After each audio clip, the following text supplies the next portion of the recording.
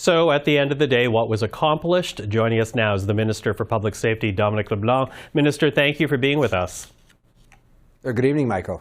So the Prime Minister, he helped kick off the summit this morning. He highlighted the money you announced yesterday for CBSA, the money last week for Ontario to fight organized crime. And he also hinted at some legislative changes to create tougher penalties for auto theft. I'm wondering if you could actually expand on that. Just what exactly is your government looking at? So a whole series of measures. You identified a couple of immediate injections of new funding that will help local police, the RCMP, in the case of Border Services, the announcement yesterday. I'm going to have some news, I hope, in the next week or two for the RCMP and their partners in the context of international investigations around organized crime in this area with Interpol. So we're prepared to invest the money necessary to really deal with what is an increasingly violent and alarming connection to organized crime. In terms of legislative measures, you're right. The Prime Minister and my colleague, Arif Virani, said that we're open to looking at criminal code amendments. There are already mandatory minimum sentences around somebody convicted of multiple auto thefts.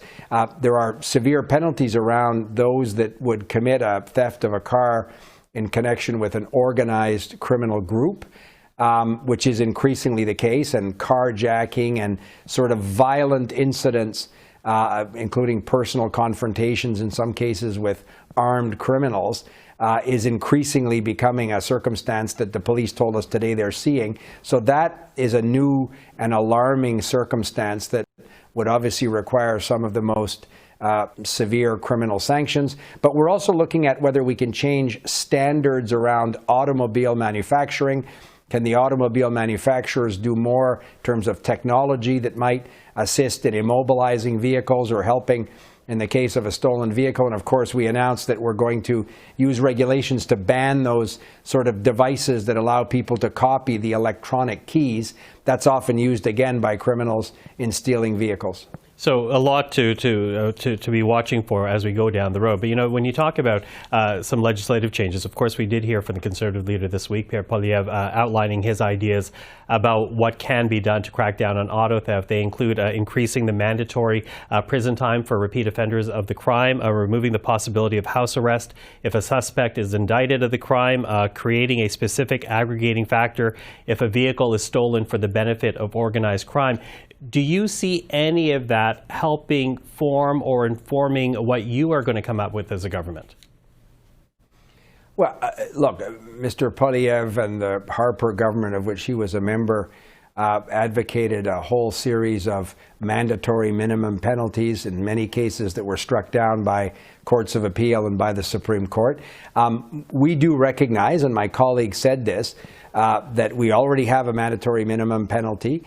We're open to using the criminal code and other legislative measures in a way that will crack down on, as you noted, Michael, repeat offenders, those that are connected to organized and in some cases transnational organized criminal groups.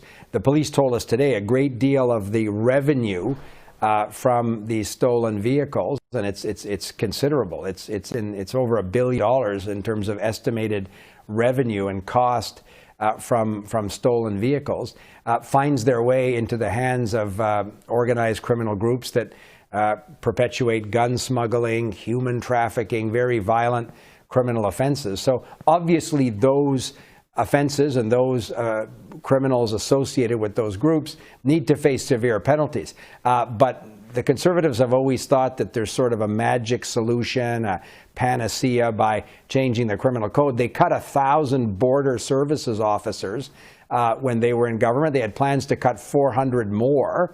We restored all of those positions, added 800, and are prepared to add more. So we don't think that there's one simplistic solution. The Government of Canada doesn't patrol the streets in Toronto or Montreal where these cars are being stolen. They're not stolen at the Port of Montreal. And you can't solve the problem solely by choking off the export point where a lot of these cars are exported. We also heard from the RCMP, 40% of the stolen cars are resold in Canada. So that's a challenge for local and provincial police.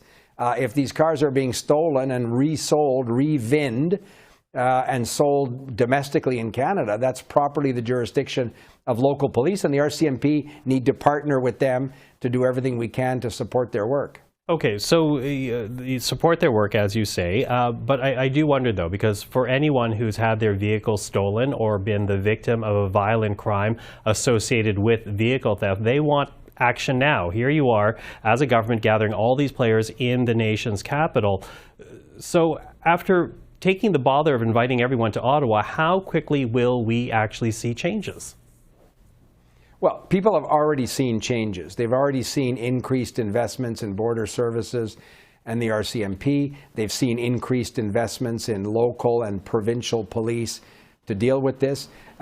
We amended the criminal code in 2019 and included mandatory minimum penalties for this. The RCMP were increasing, and we have already done so in a significant way, the money they have to crack down on organized crime and transnational organized crime.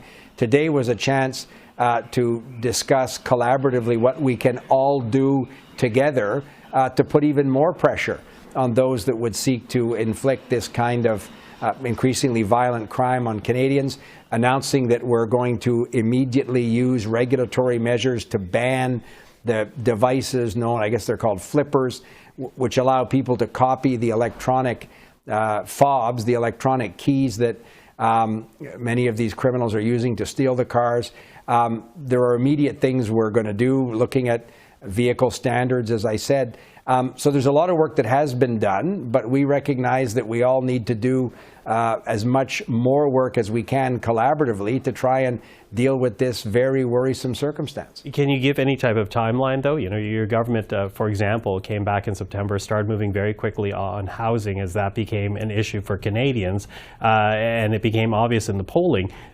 How quickly are you going to move on this issue? Do you have a timeline in mind to, for example, make your own announcement?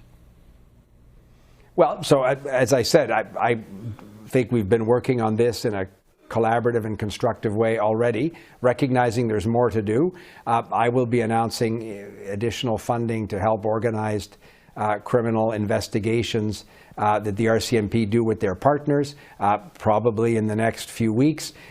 We all collectively left this meeting, including provincial ministers from Ontario, from Quebec, mayors of some of Canada's biggest cities were there with their police officials. Everybody left with an understanding and a commitment in the next number of weeks, not months, weeks, this winter, to come up with a very specific series of action measures, like a to-do list, that we can all get to work on right away. So we're not going to delay any of this work. We're going to continue to do as expeditiously as we can, everything we can together as a group to try and deal with this increasingly alarming circumstance. Minister Dominic LeBlanc, thank you very much for the time this evening. Really appreciate it. Thanks very much, Michael.